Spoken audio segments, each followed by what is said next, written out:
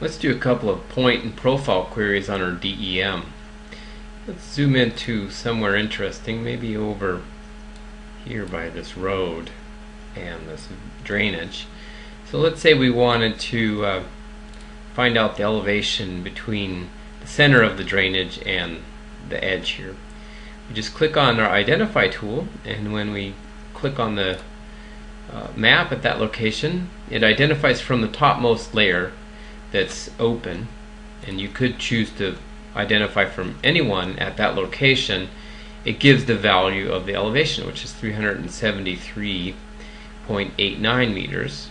Now so 373.89, if we click over here, 394, so about 20 meters high. So that's useful and a really basic kind of skill that you want to have. Now let's say we wanted to do a topographic profile across that drainage. So now what we need to do is use a tool, add a toolbar. So we're going to go to Customize, Toolbars, 3D Analyst. Okay, so these toolbars have a lot of functionality. There's a range of them, and you notice they can dock like that, or if you grab it here, you can pull it off and let it float again. So the basic function what we want to do here is set the layer up from which we want to compute the profile to be our bare earth one. And then we use this tool over here, which is Interpolate Line. It's a little zigzag that goes onto the map. That's what we use to draw where we want to compute our profile. So I click once on one end. I can click once to add vertices, so it doesn't have.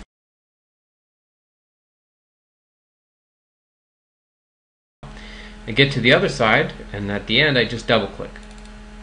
Okay, so that's the line where we're going to make our topographic profile.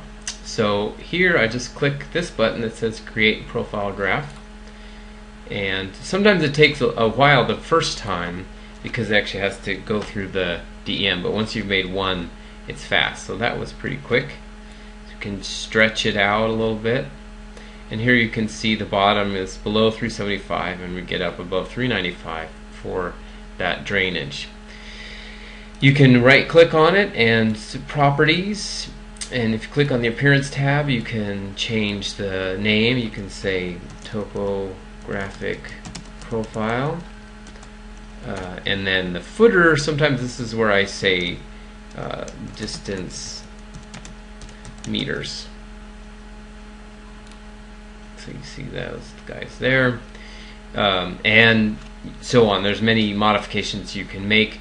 One thing is that the graphing capability is not that strong in ArcMap, so what I usually do is export, and here you can export the chart itself, but what's more valuable is to export the data.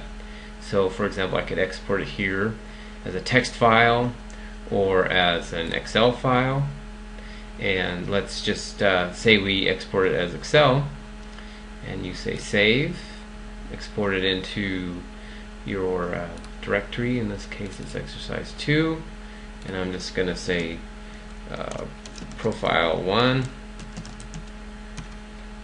save, and actually it saved it, it's done.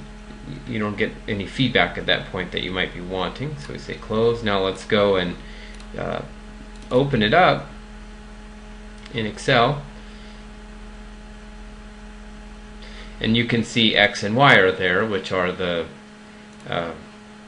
distances, the distance along the profile and the elevation. And you could chart it up in Excel, or you could export it as a text and take it into MATLAB, or anything you'd like.